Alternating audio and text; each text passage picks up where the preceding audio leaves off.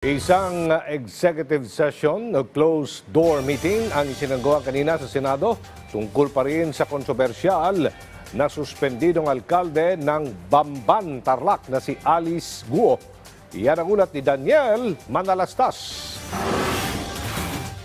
Sa executive session ng Senate Committee on Women hinggil sa mga iligal na pogo sa bansa na sumisentro ngayon sa pagkatao at posibleng pagkadawit ni suspended Bamban Mayor Alice Guo sa pogo. Natanong kung mas nalinawan ba ang pagkatao ni Guo at kung siya ba talaga ay dawit sa pogo. Sabi ni Senator Risa Hontiveros, walang nakabawas o nakabura dun sa namumuo talagang opinyon ng komite na siguradong may kinalaman siya sa Pogo Hub dyan sa Bamban.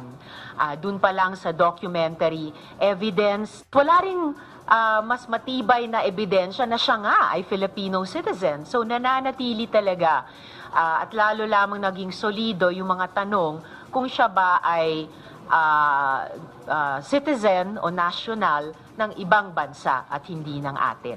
hindi kasama si Guo sa executive session dahil sabi ni Hontiveros tanging mga nasa executive department lang ang inimbitahan upang mas maging malaya silang isiwalat ang mga impormasyon. I'm more confident na talagang magiging mabigat at solido yung mga kasong inihain na at maaring ihain pa ng iba't ibang mga ahensya ng executive ng ating gobyerno. Lumalabas ang katotohanan, hindi sa bibig ni Mayor Alice Guo at hindi lamang sa aming puspusang investigasyon, pati po sa mga parallel investigation. Nagsumite naman ang legal team ni Guo sa komite ng Senado ng isang letter of explanation tungkol sa mga issue at kontrobersyang ibinabato sa alkalde. Sa alegasyong nanay niya ang isang nagangalang Lin Wei. Pinabulaanan nito ni Guo. Anya ang taong tinutukoy ay kasama sa mga kumpanya ng kanyang pamilya. Ang kanyang nanay ay isang Amelia Leal, base na rin daw sa lahat ng kanyang dokumento. Hindi raw totoo ang paratang na si Leal ay isang non-existing person.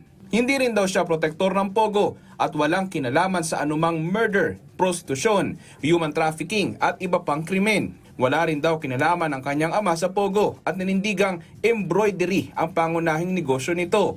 Hindi pa rin mas kumlaro yung identity niya kahit sa executive session.